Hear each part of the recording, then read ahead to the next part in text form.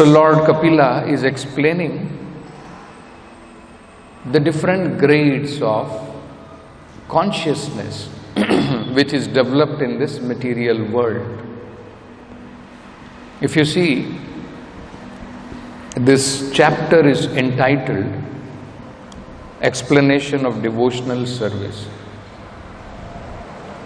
And in this analysis of development of consciousness is being described. Because it is very important to understand that in our pure consciousness, we are fully Krishna conscious. And that consciousness is the highest consciousness.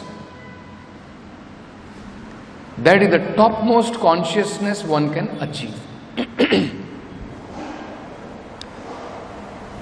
So, when a person is in that top consciousness, his characteristics are described. His characteristic, most important, is he has equal vision. So that is what the Lord has been describing. And how the different living entities are to be treated according to their developed consciousness. Some should be treated with respect, some should be treated with compassion. Which living entities are entitled for compassion? Which living entities should be treated with lot of respect, mana, dana? This is what the Lord is describing. So, Lord Kapila began with making us to understand the lowest of the consciousness. When the living entity gets a body which is not having any life symptom, it is not displaying any life symptom, just like a stone. So Prabhupada gives an example that mountains or stone are also said to have a spirit soul. But the consciousness is not developed at all. It is as good as dead matter. Consciousness is not developed. It is just like when the living entity leaves this body and for certain time he is in unconscious state. No symptoms of consciousness is visible at that time. And then the living entity is transferred to other body, and there gradually he starts developing the symptom of consciousness. So, we saw Lord Kapila describing Jiva Shreshtahi Ajivanam. From inanimate object, the living entities are superior. Tataha pranabhrit, and better than them are who display life symptoms. There is breathing, life symptoms are there. Tataha sachittaha, and better than them are those who have developed some consciousness of pain, pleasure, understanding. Tataha cha indriya vrittaha, and better than thus having just consciousness is one who has developed sense perception. So we saw the example of certain trees and plants who have developed sense perception. Prabhupada gave example about that. Then, after that, among those who have developed sense perception, now there are 5 different kinds of sense perceptions. One sense perception comes from skin, another comes from eyes, another comes from tongue, another comes from ear, right? So these are different kinds of sense perceptions. Which one? They are called Jnanendriya. There are different 5 senses which are called Karmendriya. So among those who have developed the sense perception, the lowest is one who has developed the sense perception of touch, which even some of the trees have also developed sense perception of touch. Prabhupada gives the example that Dr. Bose, he proved that even the trees, they have this sense perception. Then, above that is Rasavedinaha, those who have developed a sense of taste from the tongue. They are better than those who have only got touching sensation. So even trees have got touching sensation. But then we find there are fishes. They have developed a sense of rasa, taste. And the famous example which is given in the Vedic literature is because of their tongue, they are caught in the net of, they are caught by the fisherman who puts a bait just to catch the fish. So it is because of their tongue sensation. So they have developed taste. So first was Sparsha Vedina, like trees. Better than them is Rasa Vedina, those who have developed sense of taste. Better than them is those who have developed Gandha Vidaha. They have developed sense of perception of smell, Gandha. So that example is also given in the Vedic literature. The honeybees, they are trapped sometimes in the flowers and they become so intoxicated that they forget that in the night time when the sun is set, many of the flowers will close and they end up giving their life. So they have developed Gandha Vida, that sense perception of smell is very sharp in them.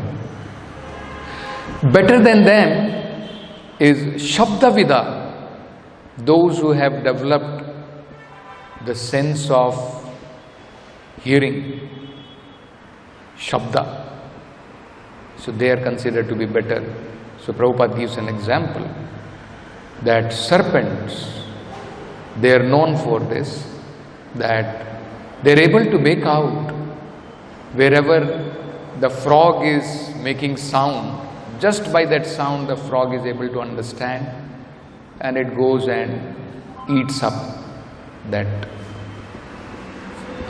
frog. So Prabhupada explains in that context that actually the tongue is given not to vibrate like frog. So if we vibrate like frog, then Kala Sarpa will similarly devour us. We will be eaten away by the energy of the Lord called Kala. Whereas if we vibrate spiritual sound, the Hare Krishna mantra with this tongue, then actually one has no fear of being engulfed by Kala Sarpa. One can be saved because he will no longer require to take birth in this material world again. Just by chanting the holy name, one will be able to go back to home, back to Godhead. So then it is described, better than those who can perceive sound is those who can perceive Rupa, those who can see the difference between the forms. So better than the serpents are certain, even birds like crow, which can distinguish the forms. Then better than them are animals who have developed two jaws with upper and lower teeth. So that is called tatahacha ubhayataha dattaha. Dattaha means the teeth, ubhaya means both the jaws, upper and lower jaws. So those who have developed teeth in both of them, they are better than among those who can distinguish the different forms. Among them, these are better. And still better than them are Tesham Bahupadah Shreshtha. Just like there are certain wasps which has many legs. So those who have many legs are better. And still better are Chatupadaha, the four-legged animals like donkey, buffalo, cats, dogs, four-legged. Their consciousness, their sense of perception is far developed than others. And still better it is said, Tataha Dvipat. Among all of them, the best is the human being who have two legs. So, in short, the Lord has very nicely described about the development of consciousness from lower grade of consciousness coming up to the human form of life where one has a developed consciousness. This sense perception is developed to the topmost stage in human form of life. All our 5 Jnanendriyas are well developed. We can perceive sound, we can perceive taste, we can perceive sense of touch, all these things. So, there are 2 ways. One is, if we are swayed by sense perceptions, then actually we are in a more terrible condition than even the other animals. Prabhupada gives the example. In human form of life, because the sense perceptions are very well developed, in animals, one sense, some kind of sense perception, just like we saw in the example of fish, that is very well developed. And it loses its life just because of one sense perception, which is uncontrolled. So, in human form of life, how dangerous it is that we have well developed sense perception. We can get carried away by eyes, we can get carried away by ears, we can get carried away by sense of touch, and the most dangerous, we can get carried away by tongue. You see. So how much dangerous position we are in. And at the same time, if in human form of life, understanding that actually these sense perceptions are well developed, if they are shown a proper way, if all senses are properly engaged in their respective subject matters, then actually it can be a great blessing. And beginning with tongue, it is said, beginning with tongue, then automatically all other senses will come under control.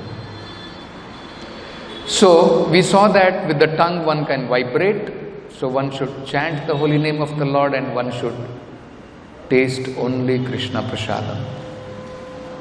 So with this, beginning with this, and then utilizing our ears to hear only spiritual subject matters, with eyes only to see anything which is favorable to Krishna consciousness and to avoid anything which is not favorable. So all these senses actually can be utilized with their respective subject matter in Krishna consciousness. Then these senses will actually become an impetus for one to give up this temporary material world and go back to home, back to Godhead. Because we will develop our original pure Krishna consciousness by controlling and engaging them properly.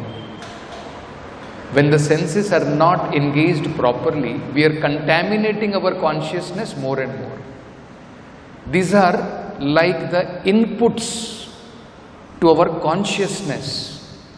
Eyes are giving inputs to our consciousness. All these senses, these knowledge acquiring senses. So it is very, very important what input we take. So the more we take material subject matter either in hearing or in seeing, sometimes we may think, kya hai chalega, I will chant Hare Krishna. Isn't it? It is just like you take a bucket, you put water and at the same time you put a hole below. Then what will happen? The water is drained out. It will never get filled up. What is the use of that? So, not only we have to control the senses, we have to engage them properly to take Krishna conscious inputs. So that whatever is already stored from many, many millions of lifetime, that inputs which is already stored in our subconscious mind, even that will become purified. So we should be very, very careful not to take any more inputs by these material subject matters with these senses. So that is very, very important. So further the Lord is explaining that in human society, that society which is divided in 4 divisions according to quality and work is superior society. You see, sometimes we have heard about that there is a theory called Aryan invasion.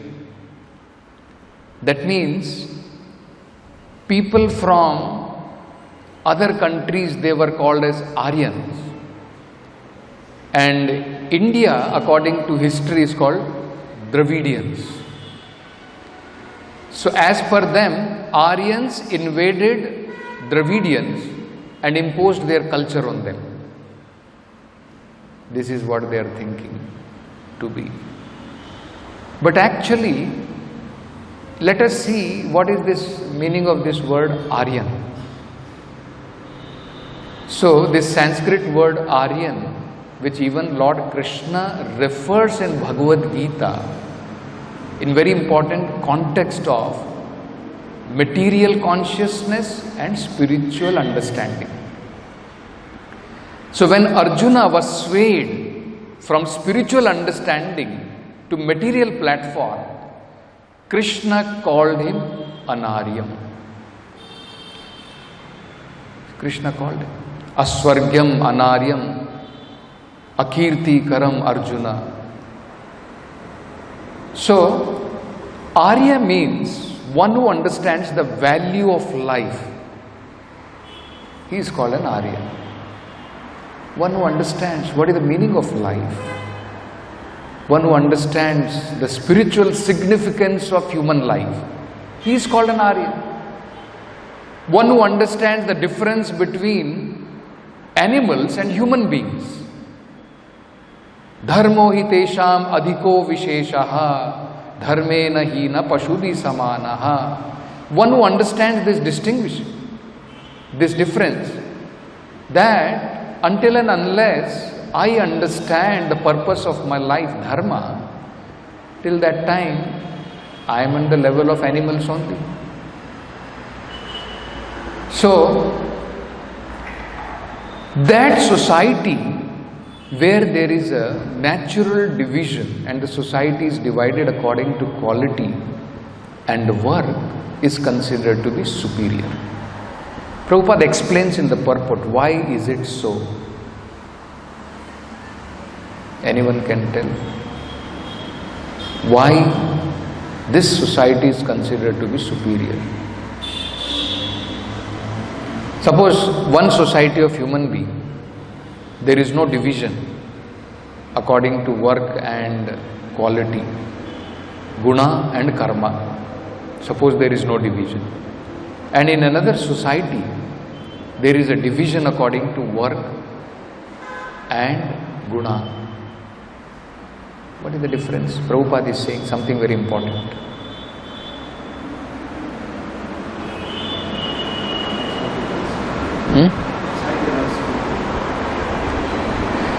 So society, no one knows what one should do and according to what principle one should do. You see, it will be just like chaotic society. Just like today we find people sometimes ask this question, what is this? Everybody wants to become engineer.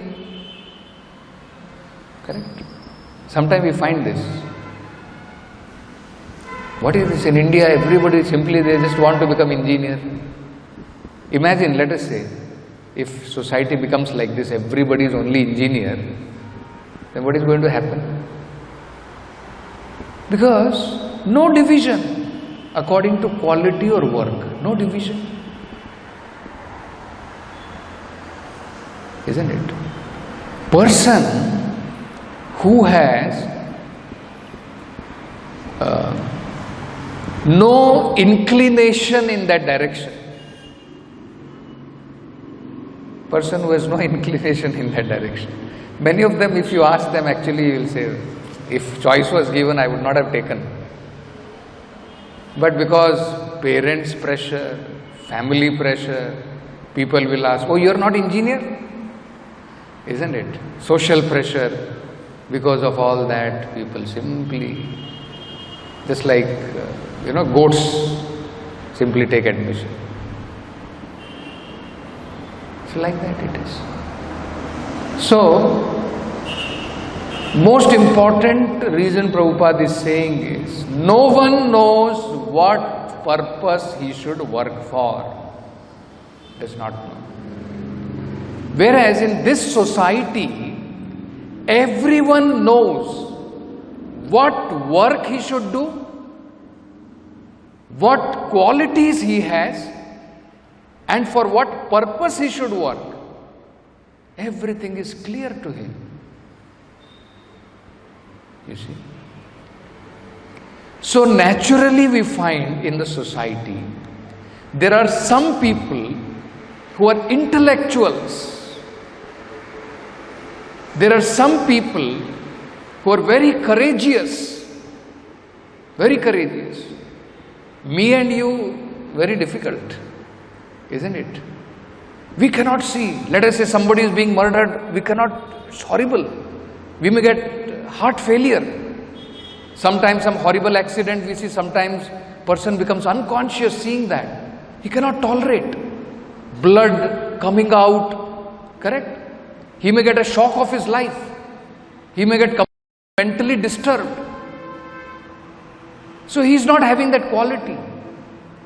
Whereas some people we find, they are able to tolerate that.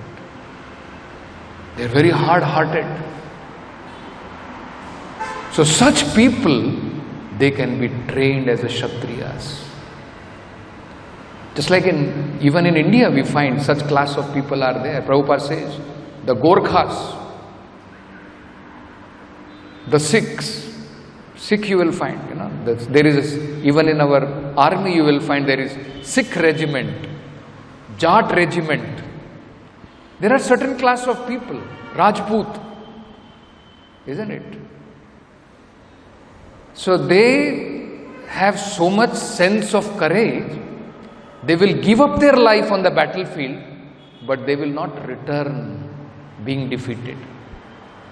They will not return being defeated. They are ready to give up their life. So, such people can be trained as Kshatriyas. They have quality, and if they do that kind of work, they can be trained. Similarly, those who are intellectuals, those who can analyze, understand, they have discrimination. They can be trained as Brahmanas. They can become enlightened in the Vedic literatures. And they can teach people the goal of their life. They can give direction to the society for what purpose everyone should work. You see, he can give guidance to the Kshatriyas. What is the duty of a Kshatriya, for what he should work, how the Supreme Lord will be pleased with his word. Just like I was reading about Maharaj Prithu. So Maharaj Prithu, he once conducted a big sacrifice and he invited all great personalities to that sacrifice. Different devatas from different planetary systems came. Rajarishis came. Many other important kings who were under him, they also came. Many sadhus came, brahmanas came. And when all of them assembled, Maharaj Prithu, he started putting a proposal in front of them, asking them for their acceptance of that proposal. See? So even though he is a king, he can make one plan for his citizen and he doesn't have to consult anyone. His order should be followed. But still we find he understands that let me take the inputs from these great personalities, the Rajarishis, great sadhus. So he is putting a proposal to be acceptable and approved by them. This is how a Kshatriya conducts his life. And then he is saying also, he is saying that as per Brahma Vidas, those who know the conclusion of the Vedas, according to them, the king has some very important duties. One of the important duties is those, first of all, he is called Naradeva. He is representing the Supreme Lord in ruling. Just like the spiritual master is the representative of the Lord in terms of spiritual knowledge, spiritual understanding. For ruling purpose, the king is the representative of the Supreme Lord. So he should rule as the Lord wants him to rule. So he is called Naradeva. That is the foremost duty of the king. So he is putting this proposal that yes, the king should be the representative of the Supreme Lord. And then he is saying another important duty of the king is he should protect his praja. Now Prabhupada explains in that purport, this word praja is not what today it is understood to be. Citizens. Today we call them as citizens. Whereas praja means those who have taken birth in that tract of land, anyone. It may be the trees, it may be the animals, anyone who has taken birth in that tract of land, they should be given protection by the king. Very essential. Parikshit Maharaj showed with his own example.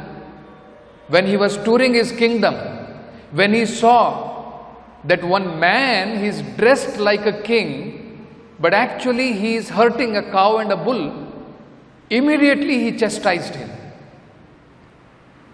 So this is another very important duty. Another important duty he explains is that the king is supposed to see that every citizen is employed in his swadharma. Same thing. Now we are saying the society should be divided into 4 varnas. That is best. Whose duty it is to see? Whose duty? That people are working according to their varnas. Somebody is claiming I am a Brahmana. Who should see? King should see. That this man, he is saying I am a Brahmana. Does he have quality of a Brahmana? Is he doing the work of a Brahmana? He is supposed to see. So, this is another important thing. Prabhupada explains there.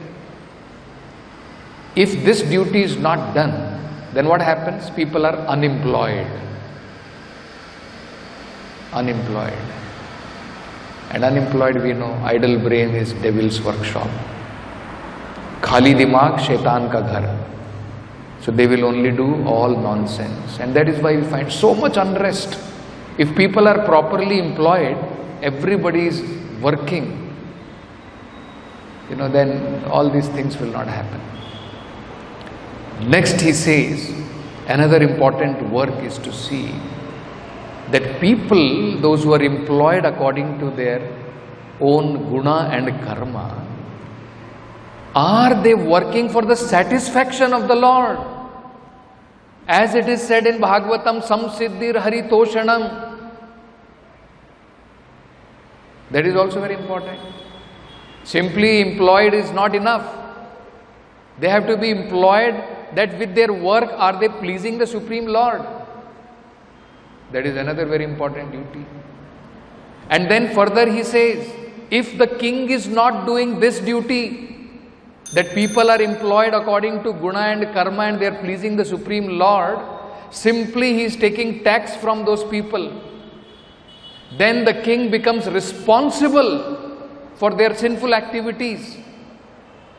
He has to share their reactions of sinful activities of his citizens, if he is simply taking tax from them. Because what will happen? If people are not employed according to their swadharma, people will only do papa karma. And whatever papa karma they will do, whatever money he is taking from those people, he has to share that sinful reactions of his citizens. See? So in that purport, Prabhupada explains something very wonderful. Prabhupada says, that is why Vaishnavas should not go to a place where sinful activities are committed, even though he may be invited to eat there. Vaishnavas should not go, because he'll have to share. If we go to a sinful place and eat there, we have to share those sins of the people who are committing sins there. This concept is not known to people at all. Just like people, according to Mahabharata, there is lot of sharing of sins happen. Somebody may think, I am eating meat. मैंने थोड़ी मारा था जानवर को. I did not kill that animal. Correct? So he is thinking, I am safe, no problem. Kasai, that person, butcher, who has killed the animal, he will suffer. No. He will be sharing. Mahabharata says, one who has sold his animal, he will also be penalized. The butcher who is cutting will be penalized. Person who pays money and buys that meat, he will also be penalized. And other family members may say, he brought, what can I do? I just simply ate. Even they will be penalized. Anybody. So much of sharing of sins happens. So the king has to be so much careful. His duties we are very responsible. Isn't it? So, these are some of the very important things which he has to see. So that is why that society where there is a division of labor according to guna and karma, that is considered to be the best society in human being. So, I think in today's verse only that much is there, or yeah. Tesham brahmanaha uttamaha, and among them, among the 4 varnas, the best is the brahmana. Then, so that is relatively, we have to understand. Just like in this body also, the most important part is considered to be the brain. That does not mean other parts are not important. It should not be misunderstood. But relatively, brain is considered to be more important. Just like even when a person is working, let us say we are constructing temple. So, other parts may get injured, but generally we find people are asked to wear helmet. Even in the working site, because head needs to be protected first. If that is finished, all other parts are very nice. What is the use of that body? So relatively, Brahmana intellectual class is considered to be superior. But just like Prabhupada gives an example, suppose your toe has developed infection, will you neglect it? Anyway, it is not my head, no, it is my toe only, no problem. Let it go to hell. No. Even the toe, we are ready to spend thousands of rupees to operate and get it corrected. So every part is important. Anyone, Brahmana can satisfy the Lord with his Vedic understanding. Kshatriya can satisfy the Lord with his ruling. Vaishya can satisfy the Lord with Krishi and Goraksha. Shudra can also satisfy the Lord with his labor. Anyone can satisfy the Lord. It is not that only Brahmana can satisfy the Lord. But among all these 4, relatively Brahmana is superior because of his developed consciousness. His consciousness is well developed. And among them, Brahmaneshu api Vedagno, one who is learned in the Vedas, because somebody may be Brahmana, doing the work of a Brahmana, and even having, let us say, quality of a Brahmana, but he is not very well learned. So, he is inferior. One who is learned in the Vedic literatures is considered to be superior, even among the Brahmanas. He arthagno abhidikas tataha. And one who has understood the purpose of the Vedas is superior to even the Brahmana who is just learned in the Vedas. More superior is one who has understood the purpose of the Vedas. So Prabhupada says the purpose of the Vedas is to understand the Supreme Lord. What is the purpose of the Vedas? Vedescha sarve ahameva vedyaha. Krishna is saying the purpose of all the Vedas is to know me. So who is the best? Now the Supreme Lord can be known on 3 different platforms. Brahman, Paramatma and Bhagavan. One who knows Bhagavan also knows Brahman, he also knows Paramatma.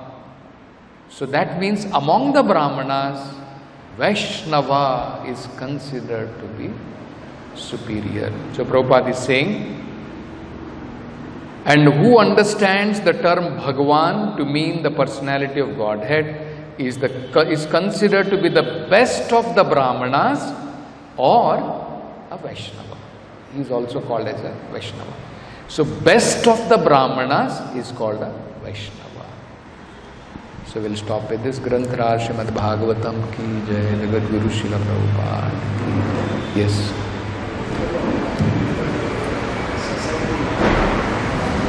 Social article is not there. So now the communist countries are how they are. So it is in chaotic condition. Then? How communist countries Acha, okay.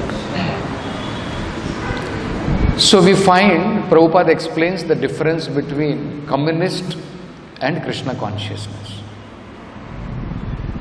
They work for, just like they are following the rules and regulations of Stalin or some communist, big communist, Hitler or whatever, different. So they follow his rules and regulation. They think that we are all working for the same society. They are thinking like this. And there is no such division. But actually still we find, even though externally they may say there is no division, but we find there is a division. We find somebody is a leader there, somebody is a government.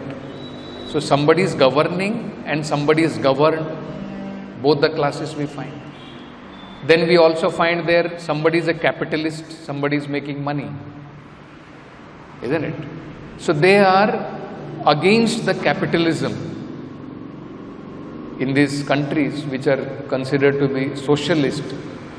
We find as a result there is so much of poverty because people have no impetus to work.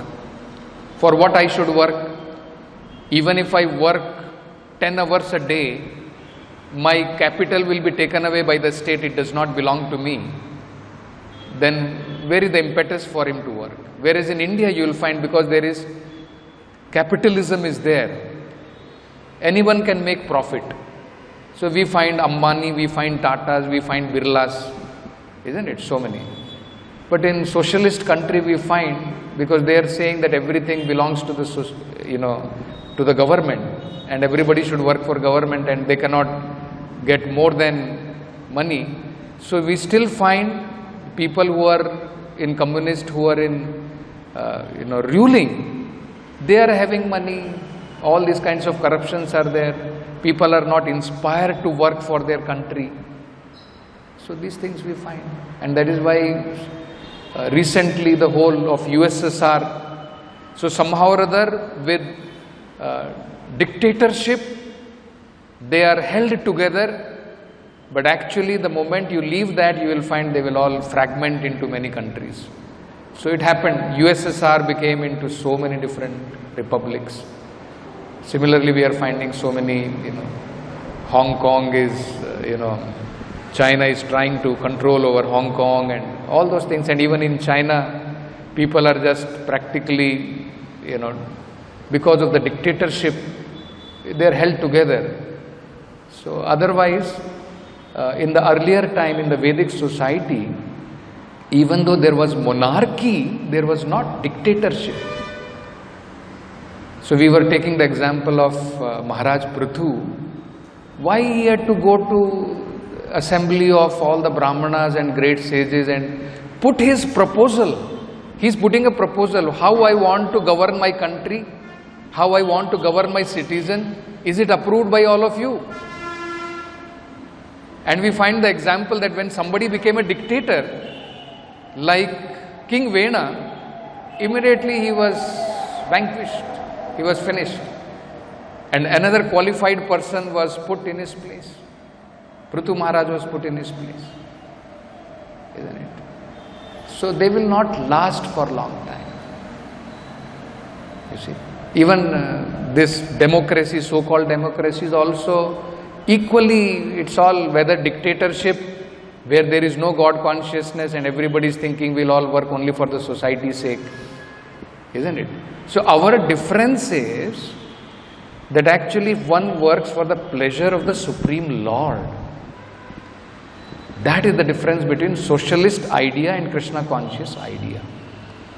That object for which they are working, somebody is working for family, so they want to expand it to society, that everybody should work for the sake of one society. So that is not fully expanded till everybody works for the Supreme Lord. Isn't it? Till that time it is not. That idea of socialist is also extended selfishness. That's all.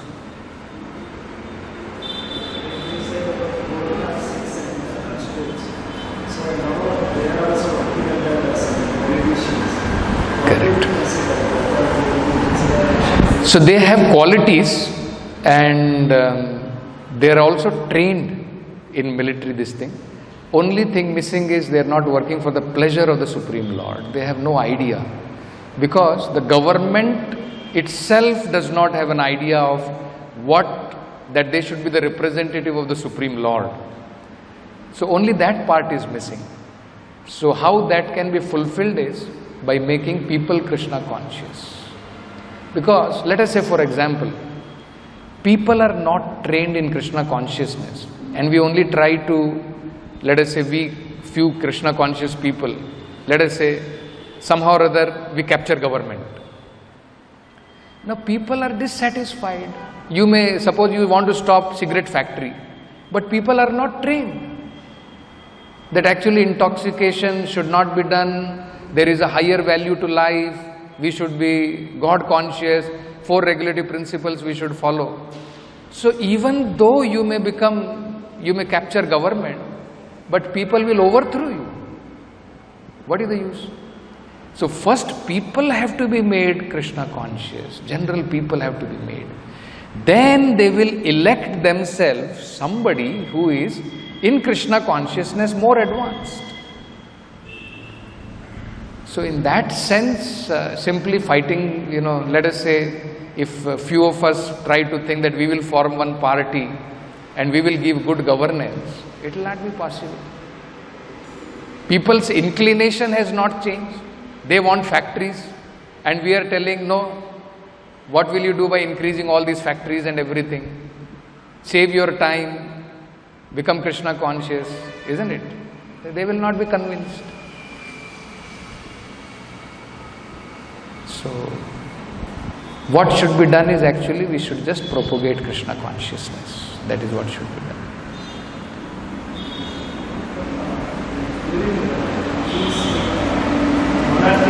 So, there are many Many inventories.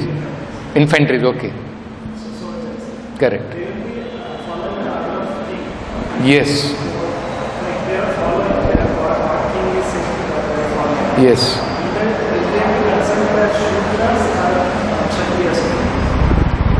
No. See, everybody has to follow. Even the king also has to follow. So does it mean king is a Shudra? Even when the king is following the orders of a Brahmana, it is not Shudra. Everybody has to follow, someone or other. Even the Brahmanas have to follow the instructions of the Supreme Lord given in the Vedic literature.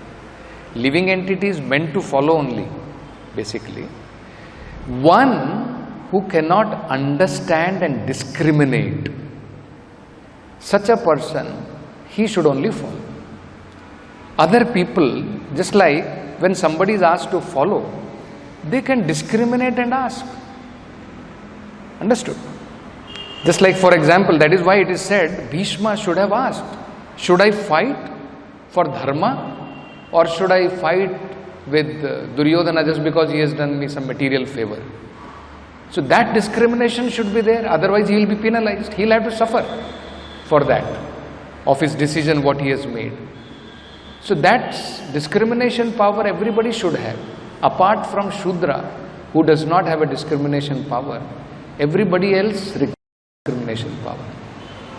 So Shudra is supposed to only work as per the order because he cannot discriminate what should be done, what should not be done. He simply follows order. But otherwise everybody else has to discriminate. Isn't it? Granth Raj Srimad Bhagavatam ki jai.